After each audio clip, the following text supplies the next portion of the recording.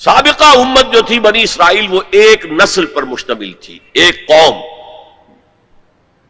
اس کا احیاء بھی اسی کے اندر ہوا ہے۔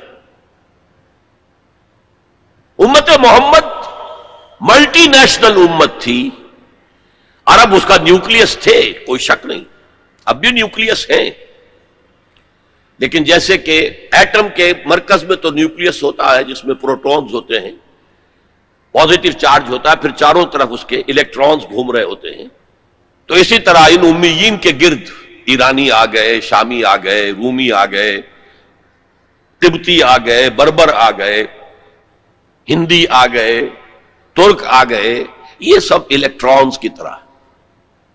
لہذا اب جو احیاء ہوا ہے امت کا، وہ غیر عرب معزول کر دیے گئے۔ 1258 میں خوارزم شاہ کی سلطنت کو تہس نہس کر کے، افغانستان کے اکثر حصے کو برباد کر کے، تہو بالا کر کے، پھر ایران کی سلطنت کو تہس نہس کر کے، اور عراق کے مشرقی پورے نصف حصے کو ختم کر کے 1258 عیسوی میں انہوں نے بغداد فتح کیا ہے، اور آخری خلیفہ بنو عباس کا مستعصم باللہ، اس کو محل سے نکالا ہے، ایک جانور کی کھال میں لپیٹ کر گلی میں ڈال دیا اور گھوڑے دوڑا دیے، کچل دیا، جس پر شیخ سعدی نے کہا تھا آسماں را حق بود گر خون بارت بر زمین بر زوال ملک مستعصم امیر المومنین، امیر المومنین مستعصم باللہ کے زوال پر اگر آسمان خون کی بارش کرے تو اسے حق ہے۔ آسمارا حق بود گر خون بارت بر زمین، بارش زمین پر آئے خون کی تو وہ حق ہے اسے، بر زوال ملک مستعصم امیر المومنین، خلیفہ مستعصم باللہ امیر المومنین کے اس انجام پر۔ اب نوٹ کیجئے جیسے وہاں پر پھر رینائسنس ہوئی تھی، لیکن میں بتا چکا وہ ہوئی اسی قوم کے اندر، یہاں یہ مجبوری نہیں تھی، ملٹی نیشنل ہے۔ جو احیاء اب ہوا کس کے ہاتھوں ہوا؟ انہی تاتاریوں کے ہاتھوں ہوا ہے۔ آیا فتنہ تاتار کے افسانے سے پاسباں مل گئے کعبے کو صنم خانے سے، جنہوں نے کروڑوں مسلمانوں کو قتل کیا، اسلام نے انہیں فتح کر لیا، اسلام نے آیا۔ اب جو عالم اسلام کے اندر قوتیں ابھری ہیں، کوئی ایک مرکزی حکومت تو اس کے بعد نہیں بن سکی، اور عربوں کو اس وقت سے جو ڈپوز کیا گیا، معزول کیا گیا، امت مسلمہ کی قیادت ان سے چھین لی گئی۔ اور یہ وہ بات تھی کہ جو بالکل شروع میں سورہ محمد صلی اللہ علیہ وسلم کہہ دی گئی تھی، ان تتولوا یستبدل قوما غیرکم، اگر تم پیٹھ دکھا دو گے اس مشن کو جو ہم نے تمہارے حوالے کیا ہے تو اللہ تعالیٰ تمہیں ہٹا کر کسی اور کو لے آئے گا۔ That happened in the mid-13th century of Christian era. Fall of Baghdad 1298۔ اب اس کے بعد وہ تاتاری ایمان لے آئے۔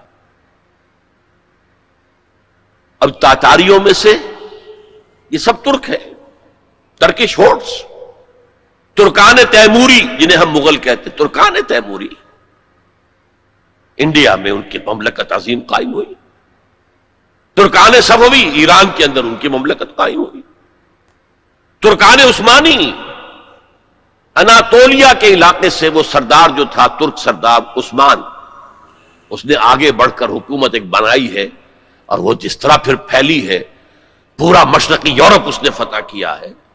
ترکوں نے قسطنطنیہ فتح کر کے پھر مشرقی یورپ میں ویانا تک کا جا کر محاصرہ کیا ہے۔ پورا مغربی ایشیا اس کے تحت آ گیا، پورا شمالی افریقہ اس کے تحت آ گیا۔ جو کبھی گریٹ رومن امپائر ہوتی تھی، بالکل اس پیمانے کی گریٹ آٹومان امپائر دنیا میں قائم ہوئی۔ یہ سلطنت عثمانیہ، اس میں 400 برس تک خلافت بھی رہی۔ خلافت عربوں سے منتقل ہو کر ترکوں کے پاس آ گئی۔ خلافت عثمانیہ جسے ہم کہتے ہیں، اگرچہ وہ ملوکیت تھی، بنو امیہ کا دور بھی ملوکیت کا دور تھا، بنو عباس کا دور بھی ملوکیت کا دور تھا، اور یہ جو خلفائے عثمانی کہلاتے ہیں ترک، یہ بھی ملوکیت کا دور تھا، ملکن آضن، کٹکھنی ملوکیت. یہ دور جو ہے یہ کافی طویل رہا ہے، 400 برس تک تو خلافت بھی رہی. اس کے بعد پھر زوال آیا. سلطنت عثمانیہ بھی یورپ کا مرد بیمار بن گئی. زوال آتا ہے، ہر کمال راہ زوال ہے. جیسے کہ اسپینگلر ایک فلاسفر آف ہسٹری ہے، اور اس نے کہا ہے کہ قوموں کے عروج و زوال کا معاملہ عام انسانوں کے عروج و زوال کے مشابہ ہے. انسان پیدا ہوا، جوان ہوا، طاقت میں آیا، قوت میں آیا، جوش ولولہ، پھر ادھیڑ عمر ہوئی، پھر ڈھیلا پڑا، پھر بوڑھا ہوا، پھر مر گیا. قومیں اسی طرح ابھرتی ہیں، طاقت پکڑتی ہیں، پورے اپنے شان پر آتی ہیں، جوبن پر آتی ہیں، پھر قومیں ڈھیلی پڑتی ہیں اور قوموں کے اندر زوال آتا ہے. عربوں میں زوال آیا تو اللہ تعالیٰ نے ترکوں کے حوالے کر دیا. وَلَقَدْ يَسَّرْنَا